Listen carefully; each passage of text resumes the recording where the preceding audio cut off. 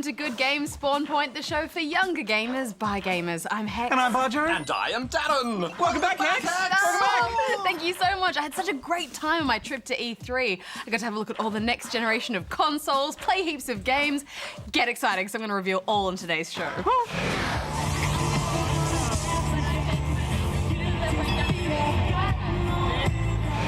I suppose all the game developers were asking about me. I imagine they were quite surprised I wasn't doing the interviews. Well, somebody's thinking a little bit highly of themselves, aren't they, Darren? A little bit above themselves? Well, actually, they did ask about you, Darren. Hello. Where is Da.R.R.E.N? Oh, he couldn't make it. Oh. Right, well, it's not all about E3. We also have a review to do, and it's Jacob Jones and the Bigfoot mystery. What do you want? A medal? You did your job. In my day, that would have been enough. Now, you know I brought you guys some presents. Is it a PS4? Is it an Xbox One? No, I brought you back all of my press passes and lanyards from the convention. See, this one's got a map on it. Oh, and this one is a slap band. Ready, Darren? Oh, it didn't work. Well, maybe Bajo, you can try. That's great. Thanks, Hex. Thanks very much. This one, yeah, you can have, and you can pretend like you were there. Okay, I'll have fun with these. That's exciting, isn't it? There you go, read the Read the news. news. You can pretend to be a real journalist, Bajo. Yeah. Actually, this snap band is pretty cool. Hex here with all the news from around the world of gaming. For Sonic fans waiting for his next big game, a user by the name of Lake Feppard might have made your wait a little easier. Lake Feppard recently released his own fan-made game, Sonic After the Sequel, as a free download for PC. It took him a year and a half to make it. The game is actually his second fan-made Sonic game. His first, before the sequel, tied together the first two official Sonic games, while his latest ties together Sonic 2 and Sonic 3. The gameplay is faithful to the original games and features 10 zones to complete. Screen Australia has announced that it will be giving out $6 million to help boost local independent developers. The extra funding comes as a survey revealed the local industry was shrinking, with employment levels falling from nearly 1,500 to just under 600 people in recent years. The funds are being split up among 10 local studios, including Tantalus Media and Taurus Games, with the aim to boost employment and promote internships. Hex, come on. Don't make us wait any longer. Yeah, show us what you got to see at E3. Relax, guys. Roll tape. Okay, Spawnlings, I'm here at the Electronic Entertainment Expo for 2013. I've got my media pass. Let's go see some games.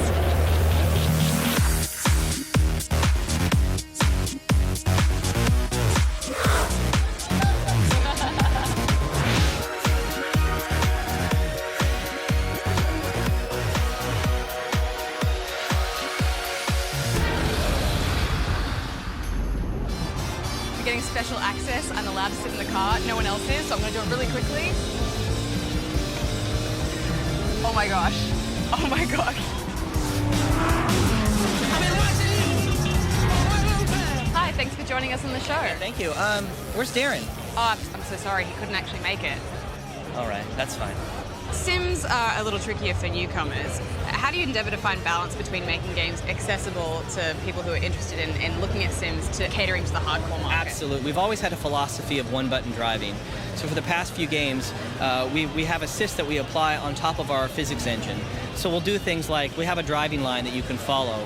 We also have a braking assist that if you turn it on, you know what, it's going to know, hey, you're coming into this corner a little fast. We're going to slow down automatically for you. And then we also have a steering assist. So as you're taking turns too wide, it's going to go, let me push you back in a little bit. Is there one element of the game in particular that you're most looking forward to players experiencing? Honestly, I think when people get to see the P1 and our feature called Forza Vista, where we allow you to fully explore every single car in the game, you really learn a lot.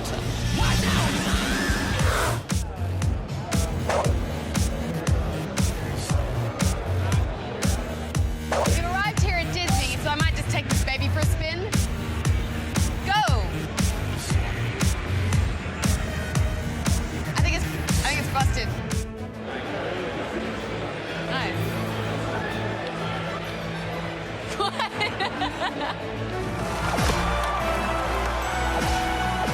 Can you walk us through some of the play sets and what kind of things that players can get up to with all these little Disney characters? We've got Lone Ranger, which we just showed you a little bit of today. We've got Monsters University, we've got Pirates of the Caribbean, Incredibles, and Cars. That's 5 play sets, and there's more to come. Now, what's important is that each one of these play sets actually offers a different gameplay experience. So in Pirates of the Caribbean, you're actually going to be doing sword combat, and you're also going to be sailing ships. And in Monsters University, it's all about pranking, and there's a ton of fun customization and scaring that you do in there as well. Incredibles, think of it like almost like Crackdown. It's this big, awesome open world with superheroes. You can run around and do so many different things. But what's important is that we're offering unique gameplay mechanics into every one of those play sets. So it's not just a cookie cutter new level. It seems your time has run out.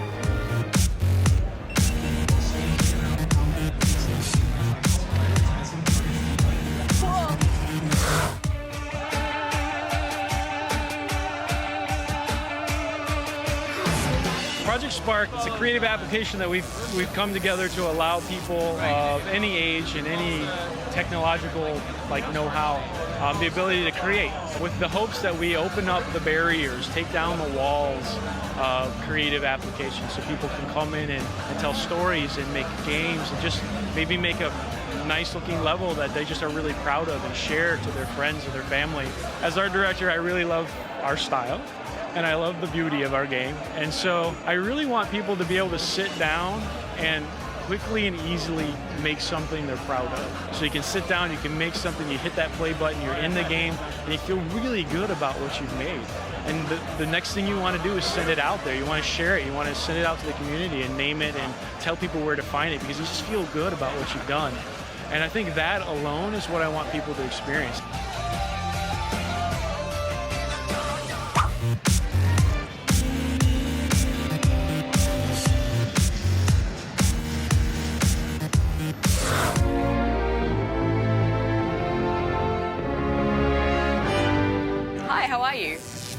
Where's Darren? Sorry, he couldn't make it. Really? So in Scribblenauts Unmasked, we have a feature called the Hero Creator. The Hero Creator is a sort of a superhero maker. You can combine different parts from Batman, Superman, all your favorite superheroes, supervillains. You can give them superpowers, and you can create sort of your own superhero, and then you can trade them, with other people around the world. Scribblenauts games have traditionally been about puzzles and coming up with a set of objects, and this time around we've made the gameplay a lot more action-centric. So we have combat controls. Being a superhero game, it's definitely appropriate to run around and sort of defeat supervillains. Do you have a favorite go-to word that you tend to use when you're playing? For this version of Scribblenauts, the holdable adjective is very useful. Carrying people back and forth. Certain adjectives like sleeping or flying. For Maxwell, supersonic is always helpful to get you quickly across the map.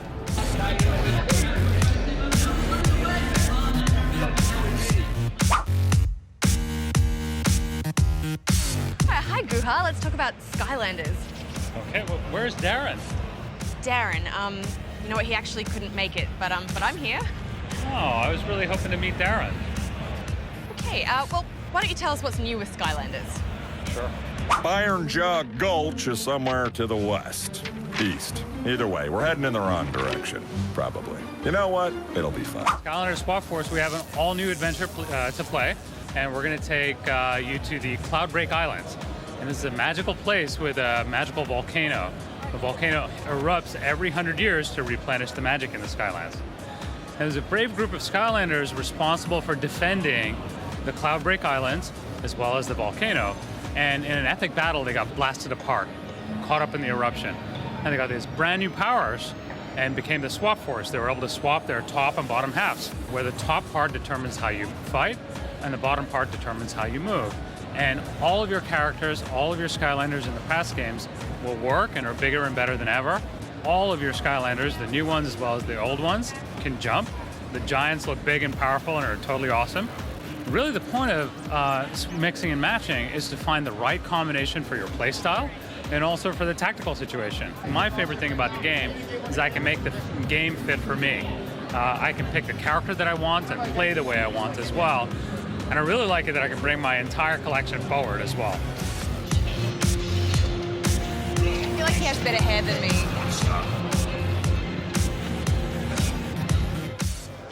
hi, Daniel. Thanks so much for being on the show. No, it's fine. Where's Darren?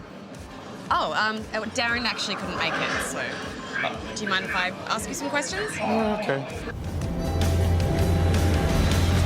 The whole story is that the humans are being attacked by goblins, and the humans have no idea where they've got all these sort of weapons from.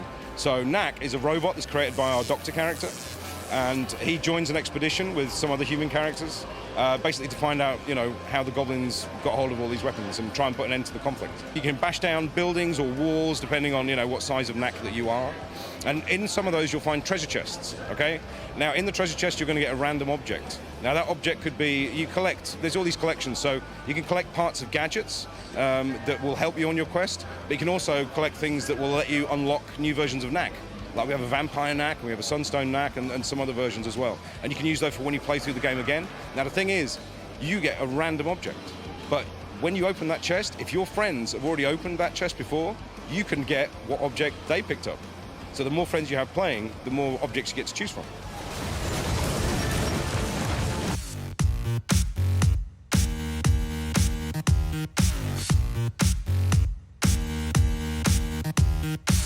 Hi, Siobhan. I thought I'd find you here.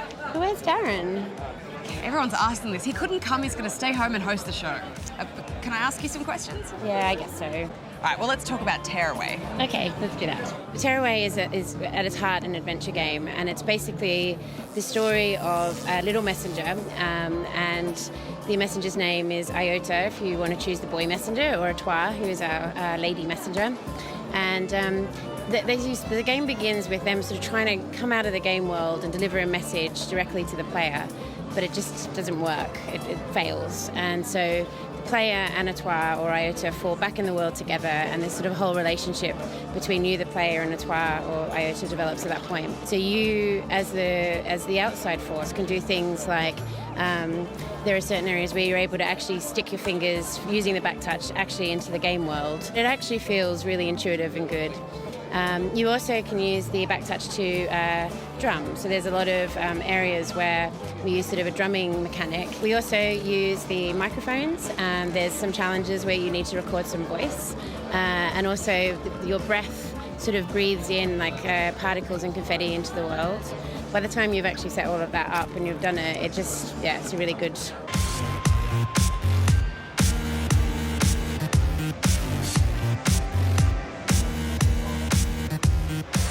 Well, Nintendo may not have had a press conference this year, but I think you can see they still have a massive presence at E3 and a really strong lineup of games, so let's check some out.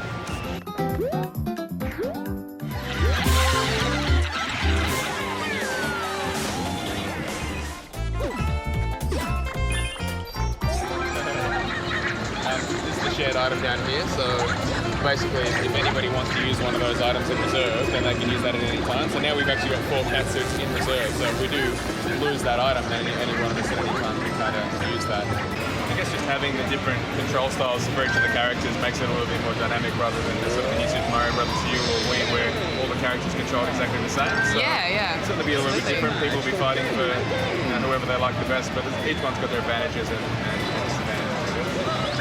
You know this little air run that I do? I love how Toad's catsuit is kind of squat and short. You want to touch these tiles to light them up to get bonus points? You can actually touch the gamepad to do it. That's pretty cool. Oh, look what's down here. Oh, yes.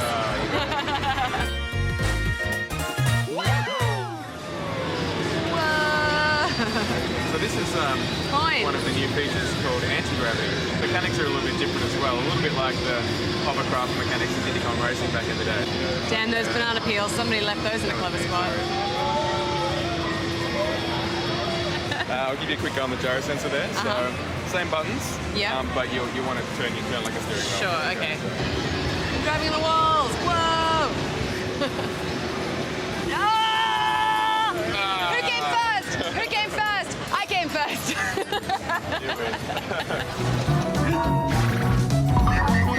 We're playing together. You are. So you can team up. If Diddy Kong wants to jump off Donkey Kong's back, you can squeeze the Z trigger. That's exactly right. Oh, we missed them. Oh, we got something there. Yeah, that was the checkpoint there. The checkpoint.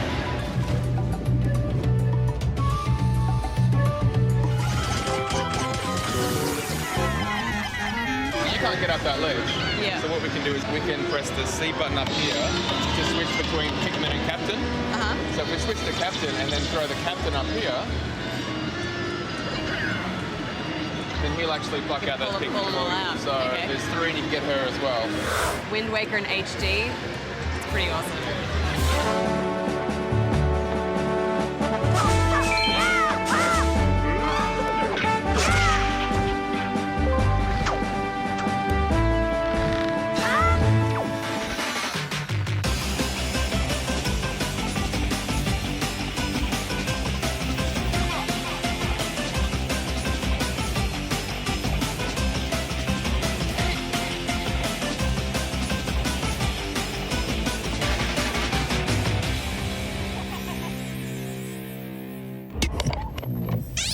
Well, that is E3 for 2013. I am exhausted. But what a year, man. New consoles, great games. It's just a great time to be a gamer. Oh, it's good to have you back, Hex. Last week I did it with Darren, and let's just say I've given your laptop a complete clean because it got oil all over it. Oh. All right, well, we've got heaps of questions here, all about E3, which is really good. I can answer those. This one's from Luke, I Am Your Mama. Hello, good game? Do you have any idea of the characters there is in the new Super Smash they announced in E3? And also, I found that in Metal Gear Solid 1, the battle with Cyborg Ninja keeps on freezing. Hey, Bajo, do these faces. P.S. Darren is a noob. He can't play with those pasta scoops?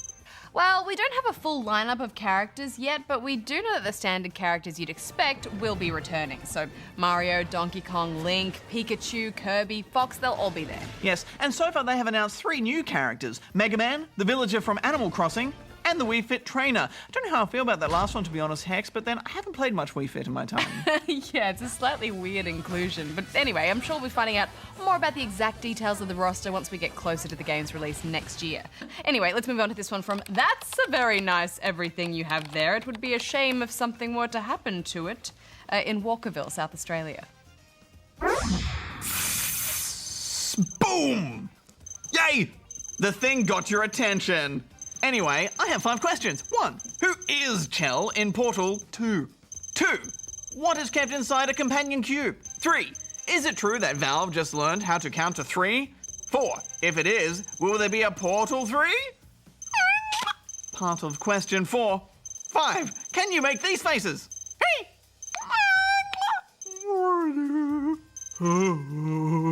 Hex, I'm not quite sure about this one. I think it could be helicopter hat, but if you turn it the other way, then it's you know, standard average face. All right, just give it a go. Okay, I'll do average face first. Yep. And now it's helicopter hat. Okay. Ooh, I like that one. That one's good. Yeah. Well, Chell is the character you play as, and we don't know a lot about her backstory other than that she is the daughter of one of the Aperture Labs scientists. Since you can see that in one of the exhibits in the Bring Your Daughter to Work Day, it's signed by Chell. Yeah, and as far as we know, companion cubes aren't really filled with anything other than maybe a few weights. And also, I don't think Valve has learned to count to 3 yet, since 2 seems to be only as high as they go. I heard they are making a 3rd portal, though. But let's move on to this one from Pravin, who is in Melbourne, Victoria. Hi, when is Mario Kart Wii U gonna come to the Wii U? I don't know if it will really come. Please answer, please. And Barjo, answer these. Well, Praven, Mario Kart 8 is definitely coming for the Wii U, so don't worry about that. And we don't know the exact date, but sadly, it's not going to be until next year sometime. And one of its big new features is that tracks are now really crazy and they go upside down and all over the place. Here's a quick look.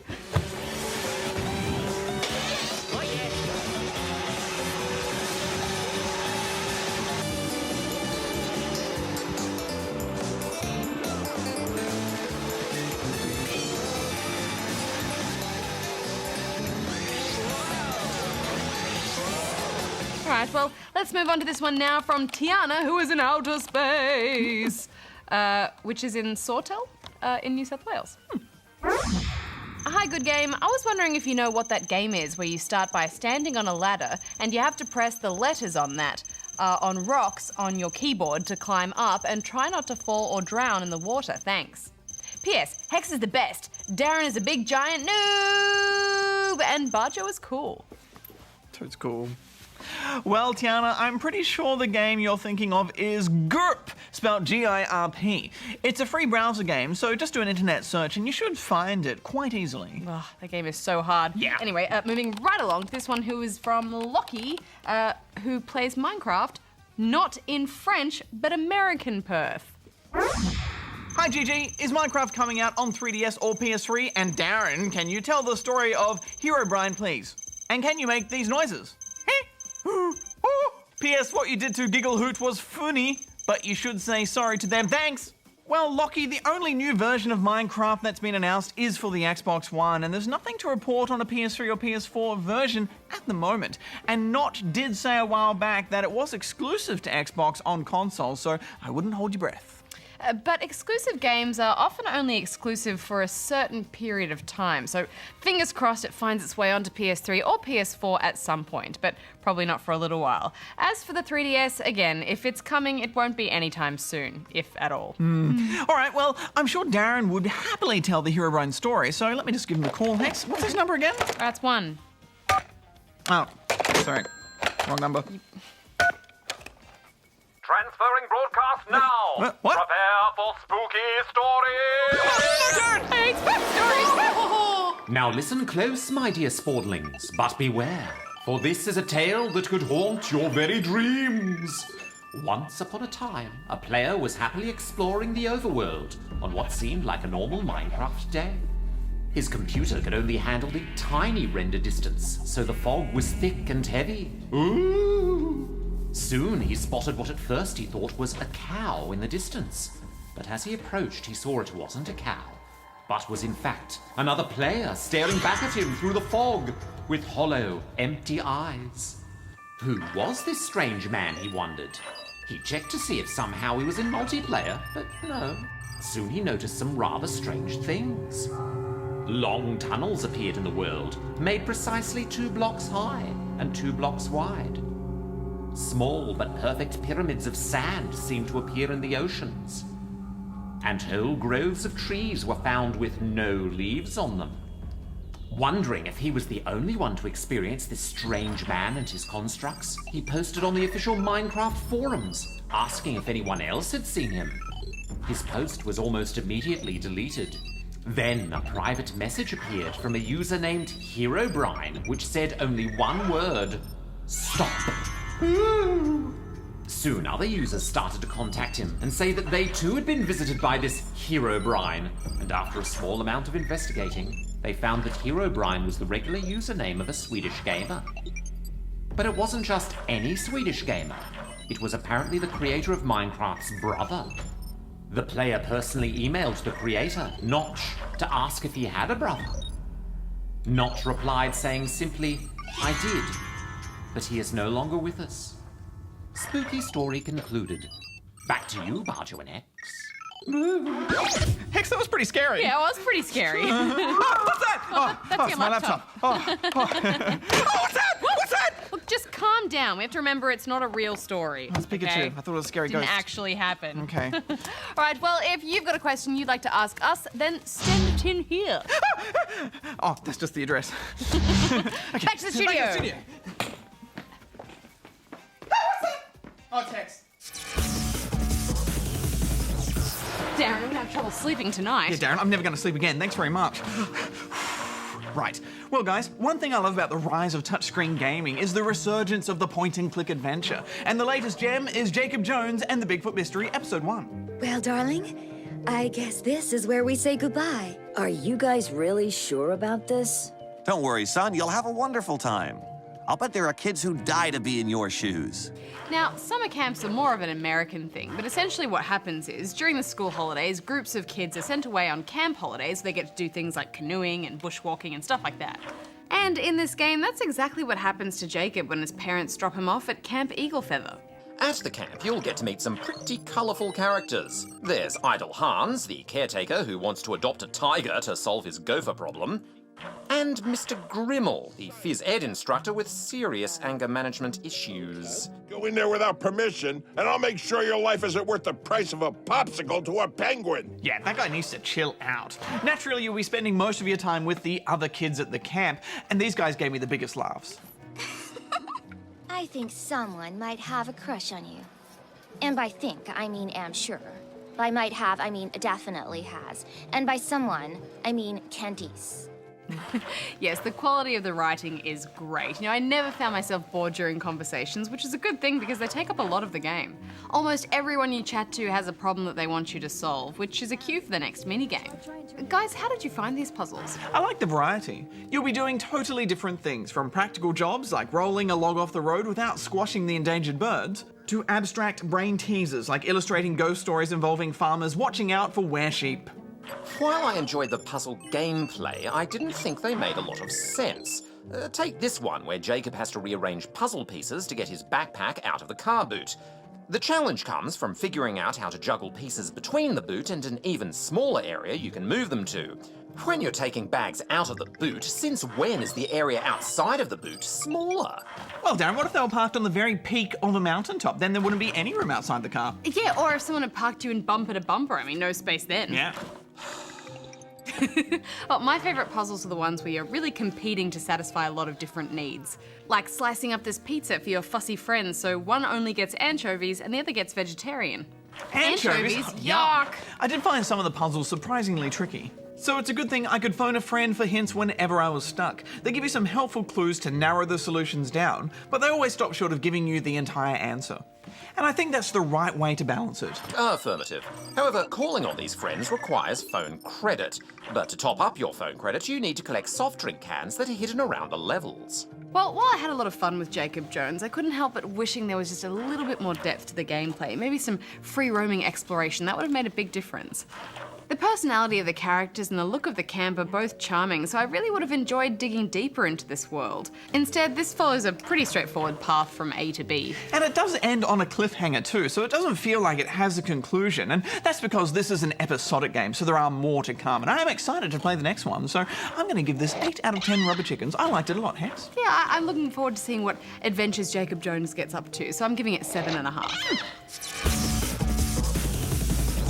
Well, sadly, that's the end of the show, but you guys, it's so good to be back. And it's good to have you back, Hex, especially because next week, it's on like Donkey Kong. Literally, as we're reviewing Donkey Kong Country Returns 3D.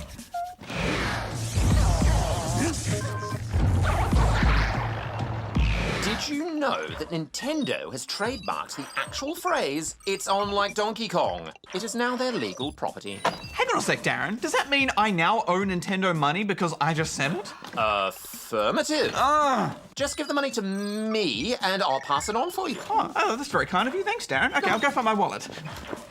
Till next time, may all your games be good ones. Hex out. Darren out. Do you need to borrow some money? Bajo out. Will this do? Negative. Cash only.